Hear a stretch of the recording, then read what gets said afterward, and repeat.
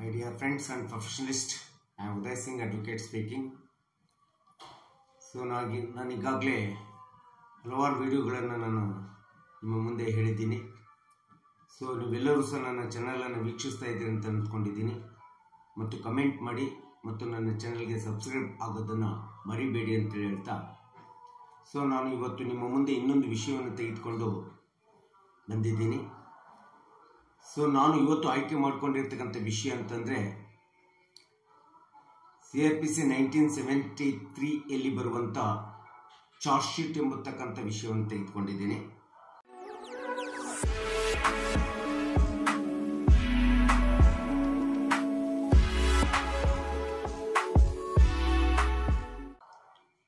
ಯಾವುದೇ ಒಂದು ಕ್ರೈಮ್ ಬ್ರಾಂಚ್ನ ಲೋಕಲ್ ಪೊಲೀಸ್ ಸ್ಟೇಷನ್ ಇನ್ವೆಸ್ಟಿಗೇಷನ್ ಮಾಡಬೇಕಾದ್ರೆ CRPC ಸೆಕ್ಷನ್ 167, 169 ಮತ್ತು 173 ಕ್ಲಾಸ್ 2 ಅಲ್ಲಿ ಇವೆಲ್ಲವುಗಳನ್ನು ಚಾರ್ಜ್ ಶೀಟ್ ಎಂಬತಕ್ಕಂಥ ಪರಿಕಲ್ಪನೆಯಲ್ಲಿ ಬರ್ತಕ್ಕಂಥದ್ದನ್ನು ನಾವು ನೋಡ್ತಾ ಇದ್ದೀವಿ. ನಾವು ಸಹಜವಾಗಿ ಯಾವುದೇ ಒಂದು ಕ್ರೈಮ್ ಅನ್ನು ನಡೆದಂಥ ಸಂದರ್ಭದಲ್ಲಿ, ಅಫೆನ್ಸ್ ನಡೆದಂಥ ಸಂದರ್ಭದಲ್ಲಿ ನಾವು ಪೊಲೀಸ್ ಸ್ಟೇಷನ್ಗೆ ಹೋಗಿ ಆರೋಪಿಯ ವಿರುದ್ಧ ದೂರನ್ನು ಕೊಡ್ತೀವಿ. ಆಗ ದೂರನ್ನು ಸ್ವೀಕರಿಸಿದಂಥ ಸ್ಥಳೀಯ ಪೊಲೀಸ್ ಠಾಣೆ ಅಧಿಕಾರಿಗಳು ಸಹಜವಾಗಿ FIR ಅನ್ನು ಲಾಡ್ಜ್ ಮಾಡ್ತಾರೆ. ಇದು ಕ್ರೈಮ್ ಅಫೆನ್ಸ್ ಕೃತ್ಯದ ಒಂದು ಅತಿ ಪ್ರಮುಖವಾದಂಥ ಹಂತ ಅಂತೇಳಿ ನಮಗೆಲ್ಲರಿಗೂ ಗೊತ್ತಿದೆ. ಸೊ ಈ ರೀತಿಯಾದಂಥ ಒಂದು ಯಾವುದೇ ಒಂದು ಕ್ರೈಮ್ ಅಥವಾ ಅಫೆನ್ಸ್ ನಡೆದಂಥ ಸಂದರ್ಭದಲ್ಲಿ FIR ಲಾಡ್ಜ್ ಮಾಡಿದ ನಂತರ ಕ್ರಿಮಿನಲ್ ಪ್ರೊಸೀಜರ್ಸ್ ಒಳಗಡೆ ಬರುವಂತ ಒಂದು ಅತಿ ಪ್ರಮುಖವಾದಂಥ ಪೊಲೀಸ್ ಸ್ಟೇಷನ್ ಎರಡನೇ ಒಂದು ಹಂತ ಅಂತಂದ್ರೆ, ಎರಡನೇ ಒಂದು ಡ್ಯೂಟಿ ಅಂದ್ರೆ ಪೊಲೀಸ್ ಅಧಿಕಾರಿಗಳ ಡ್ಯೂಟಿ ಅಂತಂದ್ರೆ ಚಾರ್ಜ್ ಶೀಟ್ ಹಾಕುವಂಥದ್ದು. ಈ ಚಾರ್ಜ್ ಶೀಟ್ ಹಾಕಿದ ನಂತರ ಏನಿದೆಯಲ್ಲ, ಒಂದು ಕ್ರೈಮ್ ಅಫೆನ್ಸಿನ ಒಂದು ಸಂಪೂರ್ಣವಾದಂಥ ಸ್ವರೂಪ ಗೊತ್ತಾಗುತ್ತೆ. ಇವತ್ತು ಎಷ್ಟೋ ಜನರಿಗೆ ಈ ಕ್ರೈಮ್ ನಡೆದಂಥ, ಅಫೆನ್ಸ್ ನಡೆದಂಥ ಸಂದರ್ಭದಲ್ಲಿ ಚಾರ್ಜ್ ಶೀಟ್ ಅಂದ್ರೆ ಏನು ಗೊತ್ತಿಲ್ಲ, ಸಾರ್ವಜನಿಕರಿಗೆ ಗೊತ್ತಿಲ್ಲ, ಕಕ್ಷಿದಾರರಿಗೆ ಗೊತ್ತಿಲ್ಲ, ಆರೋಪಿಗಳಿಗೆ ಗೊತ್ತಿಲ್ಲ, ಎಷ್ಟೋ ಸಾಮಾನ್ಯ ಜನರಿಗೆ ಚಾರ್ಜ್ ಶೀಟ್ ಅಂದ್ರೆ ಏನಂತೇಳಿ ಇವತ್ತು ಗೊತ್ತಿಲ್ಲ. ಹಾಗಾದ್ರೆ ಚಾರ್ಜ್ ಶೀಟ್ ಅಂದ್ರೆ ಏನಂತಾರೆ ಅಂತೇಳಿ ಪ್ರಶ್ನೆ ಬಂದಂತ ಸಂದರ್ಭದೊಳಗಡೆ, ಯಾವಾಗ ನಾವು ಪೊಲೀಸ್ ಇಲಾಖೆಗೆ ದೂರನ್ನು ಕೊಡ್ತೀವಿ, ಒಬ್ಬ ಆರೋಪಿಯ ವಿರುದ್ಧ ಅಥವಾ ಕೃತ್ಯ ನಡೆದಂತ ಸಂದರ್ಭದಲ್ಲಿ ದೂರನ್ನು ಕೊಡ್ತೀವಿ, ಆಗ ಪೊಲೀಸ್ ಇಲಾಖೆ FIR ಲಾಡ್ಜ್ ಮಾಡಿದ ತಕ್ಷಣ, ಮಾಡಿದ ನಂತರದಲ್ಲಿ ಆರೋಪಿಯ ವಿರುದ್ಧ ಒಂದು ದೋಷಾರೋಪಣಾ ಪಟ್ಟಿಯನ್ನ ತಯಾರಿ ಮಾಡ್ತಾರೆ ಅಥವಾ ದೋಷಾರೋಪಣಾ ಪಟ್ಟಿಯನ್ನ ಸಲ್ಲಿಸ್ತಾರೆ. ಅಂತ ಒಂದು ದೋಷಾರೋಪಣಾ ಪಟ್ಟಿಯನ್ನ ತಯಾರಿ ಮಾಡತಕ್ಕಂಥದ್ದನ್ನ ನಾವು ಸಹಜವಾಗಿ ನೈಜವಾಗಿ ಚಾರ್ಜ್ ಶೀಟ್ ಅಂತೇಳಿ ನಾವು ಕ್ರಿಮಿನಲ್ ಅಫೆನ್ಸ್ ನಲ್ಲಿ ನೋಡ್ತಕ್ಕಂಥದ್ದನ್ನ ನಾವು ಕಾಣ್ತಾ ಇದ್ದೇವೆ. ಉದಾಹರಣೆಗೆ ಯಾವುದೇ ಒಂದು ಕೃತ್ಯ ನಡೆದಿದೆ, ಕೊಲೆ ನಡೆದಿದೆ, ಸುಲಿಗೆ ನಡೆದಿದೆ ಅಥವಾ ಗುಂಪು ಘರ್ಷಣೆ ನಡೆದಿದೆ. ಇಂಥ ಒಂದು ಸಂದರ್ಭದಲ್ಲಿ ಸಂಬಂಧಪಟ್ಟಂತ ಸ್ಥಳೀಯ ಪೊಲೀಸ್ ಸ್ಟೇಷನ್ನಿನ ಇನ್ವೆಸ್ಟಿಗೇಷನ್ ಆಫೀಸರ್ ಇರ್ಬೋದು ಅಥವಾ ಆ ಗ್ರೇಡ್ಗೆ ಸಂಬಂಧಪಟ್ಟಂತ ASC ಇರ್ಬೋದು, ASP ಇರ್ಬೋದು, DYSP ಇರ್ಬೋದು, CPI ಇರ್ಬೋದು, ಇವರೆಲ್ಲರೂ ಸಹ ಇನ್ವೆಸ್ಟಿಗೇಷನ್ ಅಧಿಕಾರದಲ್ಲಿ ಬರ್ತಾರೆ. ಯಾವುದೇ ಒಂದು ಕೃತ್ಯ, ಕ್ರೈಮ್ ಅಫೆನ್ಸ್ ನಡೆದಂತ ಸ್ಥಳಕ್ಕೆ ತಕ್ಷಣದಲ್ಲಿ ಅವರು FIR ಲಾಡ್ಜ್ ಮಾಡಿದ ನಂತರ ತಕ್ಷಣದಲ್ಲಿ ಆ ಕೃತ್ಯ ನಡೆದಂತ ಸ್ಥಳಕ್ಕೆ ಹೋಗಿ ಅಲ್ಲಿ ವಿಚಾರಣೆಯನ್ನು ಮಾಡಿ ಮತ್ತು ಕೃತ್ಯ ನಡೀಲಿಕ್ಕೆ ಯಾರು ಕಾರಣರಾಗಿದ್ದಾರೆ ಎಂಬತಕ್ಕಂಥದ್ದನ್ನ ತಿಳ್ಕೊಂಡು, ಸೊ ಅಲ್ಲಿ ಇರ್ತಕ್ಕಂಥ ಜನರುಗಳನ್ನ ವಿಚಾರಿಸಿ ಸಾಕ್ಷಿಗಳನ್ನು ಸಂಗ್ರಹ ಮಾಡಿ ಮತ್ತು ಕೃತ್ಯಕ್ಕೆ ಬೇಕಾದಂತ ಸಾಮಗ್ರಿಗಳು ಅಥವಾ ವೆಪನ್ಸ್ಗಳನ್ನು ಏನು ಯೂಸ್ ಮಾಡಿದ್ದಾರೆ ಅದನ್ನೆಲ್ಲದನ್ನ ಪಂಚನಾಮ ಮಾಡಿ ನಂತರದಲ್ಲಿ ಅದನ್ನೆಲ್ಲದನ್ನು ಕೂಡ ಸಾಕ್ಷಿಗಳ ಸಮೇತ ಒಂದು ಚಾರ್ಜ್ ಶೀಟ್ ಎಂಬತಕ್ಕಂಥ ಫಾರ್ಮೆಟ್ ಇರ್ತದೆ. ಆ ಚಾರ್ಜ್ ಶೀಟ್ ಫಾರ್ಮ್ ನಲ್ಲಿ ಎಂಟ್ರಿ ಮಾಡತಕ್ಕಂಥದ್ದಿದೆ. ಸೆಕ್ಷನ್ 57 ಪ್ರಕಾರ ಎಂಟ್ರಿ ಮಾಡತಕ್ಕಂಥದ್ದನ್ನ ನಾವು ನೋಡ್ತಾ ಇದೀವಿ. ಇದನ್ನು ನಾವು ಸಹಜವಾಗಿ ಈ ರೀತಿಯಾದಂತ ಒಂದು ಫಾರ್ಮೆಟ್ ನಲ್ಲಿ ಕೃತ್ಯದ ಎಲ್ಲ ಸ್ಥಳಗಳನ್ನು ವಿಚಾರಣೆ ಮಾಡಿ, ಸಾಕ್ಷಿಗಳನ್ನ ವಿಚಾರಣೆ ಮಾಡಿ ಮತ್ತು ಪಂಚನಾಮವನ್ನು ಮಾಡಿ ಅದನ್ನ ಚಾರ್ಜ್ ಶೀಟ್ ನಲ್ಲಿ ಎಂಟ್ರಿ ಮಾಡತಕ್ಕಂತ ಏನಿದೆಯಲ್ಲ, ಇದನ್ನು ಅಂತಿಮವಾಗಿ ನಾವು ಚಾರ್ಜ್ ಶೀಟ್ ಅಂತೇಳಿ ನಾವು ಕರೀತಾ ಇದ್ದೀವಿ. ಸೊ ಈ ರೀತಿಯಾದಂತೆ ಯಾವುದೇ ಒಂದು ಅಫೆನ್ಸ್ ಅಥವಾ ಕ್ರೈಮ್ ಅಥವಾ ಕೃತ್ಯ ನಡೆದಂತ ಸ್ಥಳದಲ್ಲಿ ಇನ್ವೆಸ್ಟಿಗೇಷನ್ ಆಫೀಸರ್ ಹೋಗ್ಬಿಟ್ಟು ಕೃತ್ಯದಲ್ಲಿ ಯಾರು ಆರೋಪಿಗಳಿಗಿದ್ದಾರೆ A1 A2 A3 ಅಂತ ಹೇಳ್ಬಿಟ್ಟು ಮತ್ತು ಆ ಕೃತ್ಯ ನಡೀಲಿಕ್ಕೆ ಕ್ರೈಮ್ ಆಗ್ಲಿಕ್ಕೆ ಸಹಕರಿಸಿದಂತ ವ್ಯಕ್ತಿಗಳು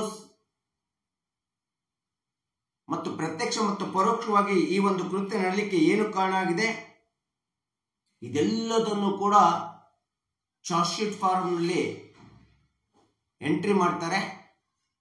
ಇಂಥ ಒಂದು ಘಟನಾ ಸ್ಥಳದಲ್ಲಿ ಏನೇನು ಆಗಿದೆ ಮತ್ತು ಇವರಿಗೆ ಕಾರಣಭೂತರು ಯಾರಾಗಿದ್ದಾರೆ, ಈ ಘಟನೆ ನಡೀಲಿಕ್ಕೆ ಏನು ಕಾರಣ ಆಗಿದೆ, ಯಾರ್ಯಾರು ಮುಖ್ಯ ಆರೋಪಿಗಳಾಗಿದ್ದಾರೆ ಎಂಬತಕ್ಕಂಥದ್ದನ್ನ ಅಲ್ಲಿನ ಜನರ ವಿಚಾರಣೆ ಮಾಡಿ ತೆಗೆದುಕೊಂಡು ಚಾರ್ಜ್ ಶೀಟ್ ನಲ್ಲಿ ಯಾರು ಕೃತ್ಯಕ್ಕೆ ಇನ್ವಾಲ್ವ್ ಆಗಿದ್ದಾರೆ ಅವರನ್ನು ಸೇರಿಸಬಹುದು, ನಿಜವಾಗ್ಲೂ ಕೃತ್ಯದಲ್ಲಿ ಅಮಾಯಕರಾಗಿದ್ದಾರೆ ಯಾರು ಇಲ್ಲ ಎಂಬತಕ್ಕಂಥದ್ದನ್ನ ಚಾರ್ಜ್ ಶೀಟ್ ನಲ್ಲಿ ಸೇರಿಸದೆ ಬಿಡ್ತಕ್ಕಂಥ ಒಂದು ವಿಶಿಷ್ಟ ಅಧಿಕಾರ, ವಿಶೇಷವಾದಂತ ಅಧಿಕಾರ ಪ್ರತಿಯೊಬ್ಬ ಇನ್ವೆಸ್ಟಿಗೇಷನ್ ಆಫೀಸರ್ಗೆ ಇರ್ತದೆ ಅಥವಾ ಸ್ಥಳೀಯ ಪೊಲೀಸ್ ಸ್ಟೇಷನ್ನಿನ ಇನ್ವೆಸ್ಟಿಗೇಷನ್ ಆಫೀಸರು ಈ ಕೆಲಸ ಮಾಡತಕ್ಕಂಥದ್ದನ್ನ ನಾವು ನೋಡ್ತಾ ಇದ್ದೀವಿ.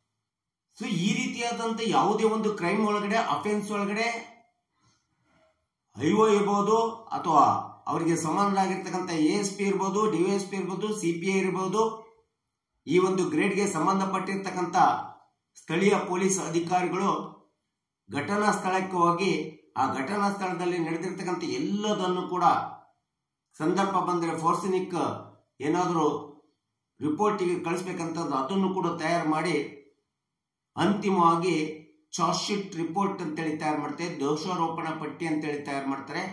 ಆ ದೋಷಾರೋಪಣಾ ಪಟ್ಟಿ ಒಂದು ಕ್ರೈಮ್ ಅಥವಾ ಅಫೆನ್ಸಿಗೆ ಅಂತಿಮವಾದಂತ ಫೈನಲ್ ರಿಪೋರ್ಟ್ ಅಂತೇಳಿ ಹೇಳ್ತೀವಿ, ಅಂತಿಮವಾದಂತ ವರದಿ ಅಂತೇಳಿ ನಾವು ನೋಡ್ತಕ್ಕಂಥದ್ದನ್ನು ನಾವು ಕಾಣ್ತಾ ಇದ್ದೀವಿ. ಸೊ ಚಾರ್ಜ್ ಶೀಟ್ ಅನ್ನ ಒಂದು ವೇಳೆ ಯಾರಾದರೂ ಅಮಾಯಕವಾದಂತ ವ್ಯಕ್ತಿಗಳು ಚಾರ್ಜ್ ಶೀಟ್ ನಿಂದ ಹೊರಗೆ ಉಳಿದಂತ ಸಂದರ್ಭದಲ್ಲಿ CRPC ಸೆಕ್ಷನ್ 169 ಪ್ರಕಾರ ಅವ್ರೇನಾದ್ರೂ ಪೊಲೀಸ್ ಕಸ್ಟಡಿ ಅಥವಾ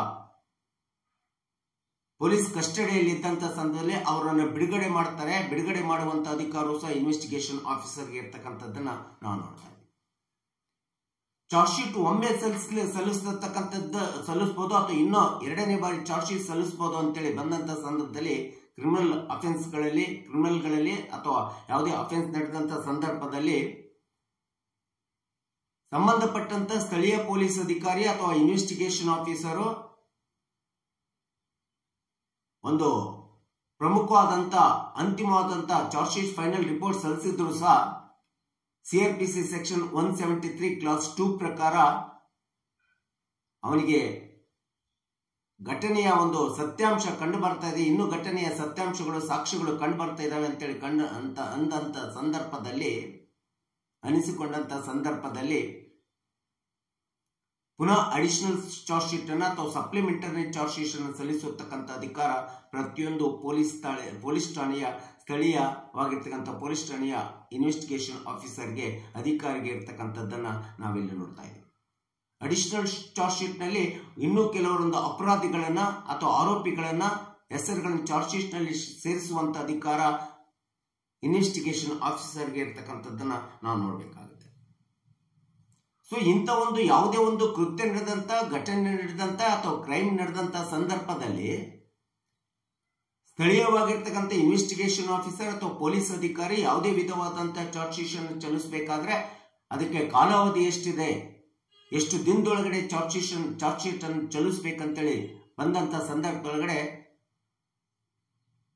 ಅದಕ್ಕೆ 60 ರಿಂದ 90 ದಿನಗಳವರೆಗೆ ಕಾಲಾವಧಿ ಇರ್ತದೆ. ಇನ್ನು ಕೆಲವೊಂದು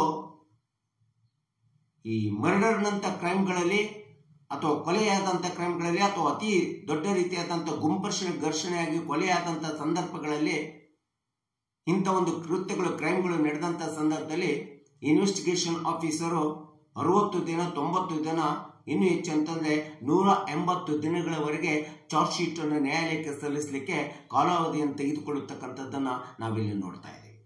ಸೊ ಯಾವುದೇ ಒಂದು ಕ್ರಿಮಿನಲ್ ಪ್ರೊಸೀಜರ್ 1973 ಸೆಕ್ಷನ್ 167 169 173 ಕ್ಲಾಸ್ 2 ನಲ್ಲಿ ನಾವು ನೋಡ್ತಾ ಹೋದ್ರೆ ಈ ಚಾರ್ಜ್ ಶೀಟ್ ಅನ್ನ ಪ್ರೊಸೀಜರ್ಸ್ ಅನ್ನ ನೋಡ್ತಾ ಹೋದ್ರೆ ಪ್ರಕ್ರಿಯೆಗಳನ್ನ ನೋಡ್ತಾ ಹೋದ್ರೆ FIR ಲಾಡ್ಜ್ ಆದ ನಂತರ ಚಾರ್ಜ್ ಶೀಟ್ ಹಾಕಿದ ಮೇಲೇನೆ ಆ ಕ್ರೈಮಿಗೆ ಒಂದು ರೂಪ ಬರ್ತದೆ, ಅಫೆನ್ಸಿಗೆ ಒಂದು ರೂಪ ಬರ್ತದೆ, ಕೃತ್ಯಕ್ಕೆ ಒಂದು ಪ್ರಕರಣಕ್ಕೆ ಒಂದು ರೂಪ ಕೊಟ್ಟಂಗಾಗುತ್ತೆ. FIR ಆಗಿ ಚಾರ್ಜ್ ಶೀಟ್ ನಲ್ಲಿ ಚಾರ್ಜ್ ಶೀಟ್ ಸಲ್ಲಿಸಿದ ನಂತರ ಆರೋಪಿಗಳೇನಿದ್ದಾರಲ್ಲ ಅವರು ಜುಡಿಷಿಯಲ್ ಕಸ್ಟಡಿಯಲ್ಲಿ ಇರ್ಬೋದು ಅಥವಾ ಇನ್ಯಾವುದೇ ಕಸ್ಟಡಿಯಲ್ಲಿ ಇದ್ದಂತ ಸಂದರ್ಭದಲ್ಲಿ ಅವರು ವಕೀಲರ ಮೂಲಕ ಬೇಲಿಗೆ ಅಪ್ಲಿಕೇಶನ್ ಹಾಕೋಬೇಕಾಗುತ್ತೆ. CRPC 437 ಒಳಗಡೆ ರೆಗ್ಯುಲರ್ ಬೇಲಿಗೆ ಅಥವಾ 436 ನಲ್ಲಾಗಲಿ 437 ಆಗಲಿ ಅಥವಾ ಇನ್ಯಾವುದೇ 438 439 ಕೆಳಗಡೆ ಬೇಲಿಗೆ ಅಪ್ಲಿಕೇಶನ್ ಹಾಕೋಬೇಕಾಗುತ್ತೆ. ಬೇಲ್ ಅಪ್ಲಿಕೇಶನ್ ಹಾಕೊಂಡ್ಬಿಟ್ಟು ನಂತರ ಬೇಲನ್ನು ಪಡೆದು ನ್ಯಾಯಾಲಯದಲ್ಲಿ ವಿಚಾರಣೆಗೆ ಹಾಜರಾಗತಕ್ಕಂಥದ್ದನ್ನ ನಾವಿಲ್ಲಿ ನೋಡ್ತಾ ಇದ್ದೀವಿ. ಸೊ ಈ ಒಂದು ಹಿನ್ನೆಲೆಯಲ್ಲಿ ಕ್ರಿಮಿನಲ್ ಪ್ರೊಸೀಜರ್ಸ್ ನಲ್ಲಿ ನಾವು ನೋಡ್ತಾ ಇದ್ದೇವೆ ಯಾವುದೇ ಕ್ರೈಮ್ ಮತ್ತು ಅಫೆನ್ಸ್ ಒಳಗಡೆ FIR ಆದ ನಂತರ ಚಾರ್ಜ್ ಶೀಟ್ ಎಂಬತಕ್ಕಂಥ ಒಂದು ಪ್ರೊಸೆಸ್ ಏನಿದೆ, ಪ್ರಕ್ರಿಯೆ ಏನಿದೆ, ಅದು ಅತಿ ಪ್ರಮುಖವಾದಂತಹ ಮುಖ್ಯ ಪಾತ್ರ ನಿರ್ವಹಣೆಯನ್ನು ವಹಿಸುತ್ತದೆ.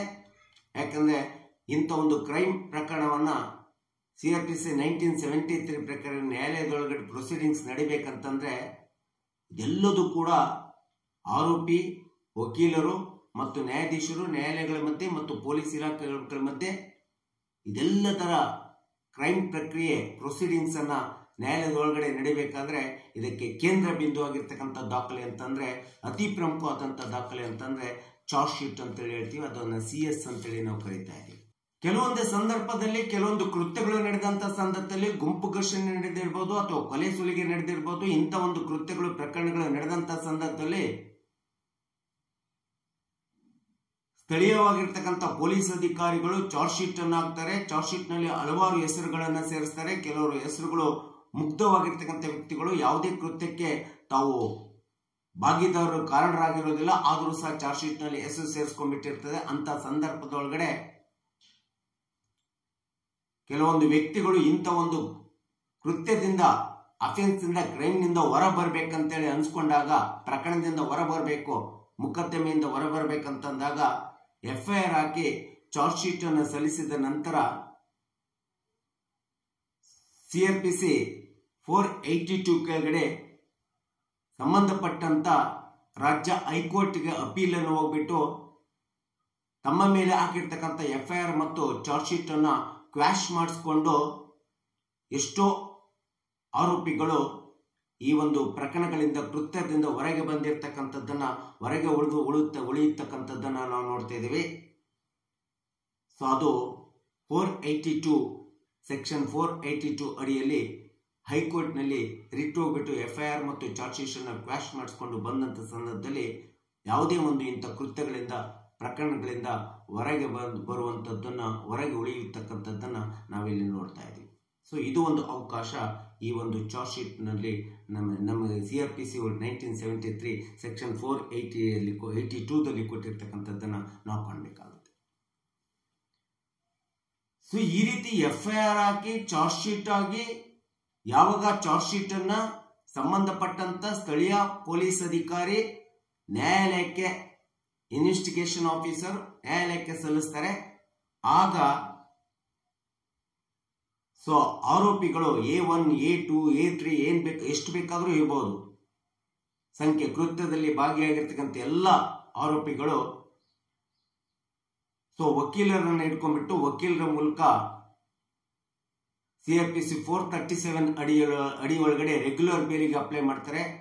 ಆ ರೀತಿ ರೆಗ್ಯುಲರ್ ಬೇಲಿಗೆ ಅಪ್ಲೈ ಮಾಡಿದಾಗ ಈ ಒಂದು ಚಾರ್ಜ್ ಶೀಟಿನ IPC ಸೆಕ್ಷನ್ಸ್ಗಳು ಮತ್ತು ಕೃತ್ಯದಲ್ಲಿ ಏನೇನು ಅಟ್ರಾಕ್ಟ್ ಆಗಿದೆ ಇದೆಲ್ಲದರ ಆಧಾರದ ಮೇಲೆ ಸೊ ಸಂಬಂಧಪಟ್ಟಂತ ನ್ಯಾಯಾಲಯದ ನ್ಯಾಯಾಧೀಶರುಗಳು ಅಥವಾ ನ್ಯಾಯಾಲಯಗಳು ಇವರಿಗೆ ಬೇಲನ್ನು ಕೊಡಬೇಕು ಬೇಡ ಎಂಬತಕ್ಕಂಥ ವಕೀಲರ ಒಂದು ಹಿಯರಿಂಗ್ ಅನ್ನ, ಅವರ ಒಂದು ಆರೋಪಿಯನ್ನ ಯಾವ ರೀತಿ ರಕ್ಷಣೆ ಮಾಡ್ತಾರೆ ಎಂಬತಕ್ಕಂಥದ್ದನ್ನ ಸೆಕ್ಷನ್ಸ್ಗಳನ್ನ ಮತ್ತು ಚಾರ್ಜ್ ಶೀಟ್ ನಲ್ಲಿ ಇರ್ತಕ್ಕಂಥ ಒಂದು ಘಟನಾ ಪ್ರಸಂಗಗಳನ್ನ, ಪರಿಸ್ಥಿತಿಗಳನ್ನ ವಿವರಣೆ ಮಾಡಿ ಅದನ್ನ ನ್ಯಾಯಾಲಯಕ್ಕೆ ಕನ್ವಿನ್ಸ್ ಮಾಡಿದಾಗ ಸೊ ಇಂಥ ಒಂದು ಆರೋಪಿಗಳಿಗೆ 437 CRPC 437 ಸೆಕ್ಷನ್ ಅಡಿಯಲ್ಲಿ ಬೇಲನ್ನು ಕೊಡ್ತಕ್ಕಂಥದ್ದು ಬಿಡತಕ್ಕಂಥ ಅಧಿಕಾರವೂ ಸಹ ಸೊ ನ್ಯಾಯಾಧೀಶರಿಗೆ ನ್ಯಾಯಾಲಯಕ್ಕೆ ಇರ್ತಕ್ಕಂಥದ್ದನ್ನು ನಾವಿಲ್ಲಿ ನೋಡ್ತಾ ಇದ್ದೀವಿ. ಹೀಗೆ ಚಾರ್ಜ್ ಶೀಟ್ ಎಂಬತಕ್ಕಂಥದ್ದೇನಿದೆಯಲ್ಲ, ಈ ಒಂದು ಕ್ರಿಮಿನಲ್ ಪ್ರೊಸೀಡಿಂಗ್ಸ್ ಒಳಗಡೆ ಅಥವಾ ಅಫೆನ್ಸ್ ನಡೆದಂತ ಒಂದು ಕ್ರೈಮ್ ಪ್ರೊಸೀಡಿಂಗ್ಸ್ ನಲ್ಲಿ, ನ್ಯಾಯಾಲಯದ ಕ್ರೈಮ್ ಪ್ರೊಸೀಡಿಂಗ್ಸ್ ಒಳಗಡೆ ಅತಿ ಪ್ರಮುಖವಾದಂತ ಪಾತ್ರ ನಿರ್ವಹಣೆಯನ್ನ ಚಾರ್ಜ್ ಶೀಟ್ ಮಾಡತಕ್ಕಂಥದ್ದನ್ನು ನಾವು ನೋಡ್ತೀವಿ. ಈ ಚಾರ್ಜ್ ಶೀಟ್ ಎಂಬತಕ್ಕಂಥ ದಾಖಲೆ ಕ್ರಿಮಿನಲ್ ಪ್ರೊಸೀಡಿಂಗ್ಸ್ ಗೆ ಒಂದು ಕೇಂದ್ರ ದಾಖಲೆ ಆಗುತ್ತೆ, ಕೇಂದ್ರ ಬಿಂದು ದಾಖಲೆ ಆಗ್ತದೆ. ಆರೋಪಿ ಅಥವಾ ಕಕ್ಷಿದಾರ ಮತ್ತು ವಕೀಲರು ಮತ್ತು ನ್ಯಾಯಾಧೀಶರು ಮತ್ತು ಪೊಲೀಸ್ ಅಧಿಕಾರಿಗಳ ಮುಂದೆ ಚಾರ್ಜ್ ಶೀಟು ಅತಿ ಪ್ರಮುಖವಾದಂತ ದಾಖಲೆ ಎಂಬತಕ್ಕಂಥದ್ದನ್ನ ನಾವಿಲ್ಲಿ ನೋಡ್ತಾ ಇದ್ದೀವಿ. ಸೊ ಹೀಗೆ ಚಾರ್ಜ್ ಶೀಟ್ನಿಂದ FIR ಆಗಿ ಚಾರ್ಜ್ ಶೀಟ್ನಿಂದ ಯಾವುದೇ ಒಂದು ಕೃತ್ಯ ಅಥವಾ ಕ್ರೈಮ್ ಪ್ರಕರಣ ಕ್ರೈಮ್ ಕೃತ್ಯದಿಂದ ಹೊರ ಬರ್ಲಿಕ್ಕೋಸ್ಕರ CRPC 1973 ಎಲ್ಲಿ ಬೇಕಾದಷ್ಟು ಒಂದು ಪ್ರೊಸೀಡಿಂಗ್ಸ್ಗಳನ್ನ ಪ್ರಕ್ರಿಯೆಯನ್ನು ಹೇಳಿರ್ತಕ್ಕಂಥ ನೋಡ್ತಿದ್ದೀವಿ, ಬೇಕಾದಷ್ಟು ಕಾನೂನಿನ ಅವಕಾಶಗಳನ್ನು ಇರ್ತಕ್ಕಂಥದ್ದನ್ನ ನಾವು ನೋಡ್ತಿದ್ದೀವಿ. ಅದಕ್ಕೋಸ್ಕರ FIR ಮತ್ತು ಚಾರ್ಜ್ ಶೀಟ್ ಆದ ನಂತರ ನಮ್ಮ ದೇಶದ ಕಾನೂನಿನೊಳಗಡೆ ಅಥವಾ CRPC 1973 ಒಳಗಡೆ ಒಂದು ವ್ಯಾಖ್ಯಾನವನ್ನು ಹೇಳಲಾಗಿದೆ. Bale is A rule, jail is A exemption ಅಂತೇಳಿ ಪ್ರತಿಯೊಬ್ಬ ಆರೋಪಿಗೂ ಸಹ ಕಾನೂನಿನ 1973 ಅಡಿಯಲ್ಲಿ ಈ ಒಂದು ಅವಕಾಶವನ್ನು ಕೊಟ್ಟಿರ್ತಕ್ಕಂಥದ್ದನ್ನ ನಾವು ನೋಡ್ತಾ ಇದ್ದೀವಿ. ಸೊ ಇಡೀ ಒಂದು ಚಾರ್ಜ್ ಶೀಟು ಈ ಒಂದು ಕ್ರಿಮಿನಲ್ ಪ್ರೊಸೀಡಿಂಗ್ಸ್ ಒಳಗಡೆ ತುಂಬಾ ಮಹತ್ವಪೂರ್ಣವಾದಂಥ ಪಾತ್ರ ನಿರ್ವಹಣೆ ಮಾಡ್ತದೆ ಎಂಬತಕ್ಕಂಥದ್ದನ್ನ ಸಾರ್ವಜನಿಕರು, ನಾವು ನೀವುಗಳು ಮತ್ತು ಕಕ್ಷಿದಾರರು ಅಥವಾ ಸಾಕ್ಷಿಗೆ ಹೆಸರು ಕೊಟ್ಟಿರ್ತಕ್ಕಂಥ ವ್ಯಕ್ತಿಗಳಿರ್ಬೋದು ಮತ್ತು ನಾವೆಲ್ಲರೂ ಸಹ ಈ ಒಂದು ಚಾರ್ಜ್ ಶೀಟ್ ಎಂಬತಕ್ಕಂಥದ್ರ ಬಗ್ಗೆ ಒಂದು ಸಂಪೂರ್ಣವಾದಂಥ ಮಾಹಿತಿ ಅಥವಾ ಜ್ಞಾನವನ್ನು ಪಡ್ಕೊಂಡಿರ್ಬೇಕೆಂಬತಕ್ಕಂಥ ಸದುದ್ದೇಶವನ್ನು ಇಟ್ಕೊಂಡು ನಾನು ಈ ವಿಡಿಯೋವನ್ನು ಮಾಡಿದ್ದೀನಿ. ದಯವಿಟ್ಟು ನನ್ನ ವಿಡಿಯೋ ಇಷ್ಟ ಆಗಿದ್ದರೆ ನನ್ನ ವಿಡಿಯೋವನ್ನು ನೋಡಿ, ನನ್ನ ಚಾನಲನ್ನು ನೋಡಿ, ಕಮೆಂಟ್ ಮಾಡಿ ಮತ್ತು ನನ್ನ ಚಾನಲ್ಗೆ ಸಬ್ಸ್ಕ್ರೈಬ್ ಆಗೋದನ್ನು ಮರಿಬೇಡಿ ಅಂತೇಳಿ ಹೇಳ್ತಾ, ಸೊ ಇವತ್ತಿಗೆ ನಾನು ಈ ಚಾರ್ಜ್ ಶೀಟ್ನ ವಿಷಯಕ್ಕೆ ವಿರಾಮವನ್ನು ಹೇಳ್ತೀನಿ. ಸೊ ಇನ್ನೊಂದು ವಿಷಯವನ್ನು ತೆಗೆದುಕೊಂಡು ಮುಂದೆ ನಿಮ್ಮ ಮುಂದೆ ಬರ್ತೀನಿ ಇನ್ನೊಂದು ವಿಡಿಯೋದಲ್ಲಿ ಅಂತ ಹೇಳ್ತಾ, ಸೊ ಇಲ್ಲಿಗೆ ವಿರಾಮವನ್ನು ಹೇಳ್ತೀನಿ. ಜೈ ಹಿಂದ್, ಜೈ ಕರ್ನಾಟಕ.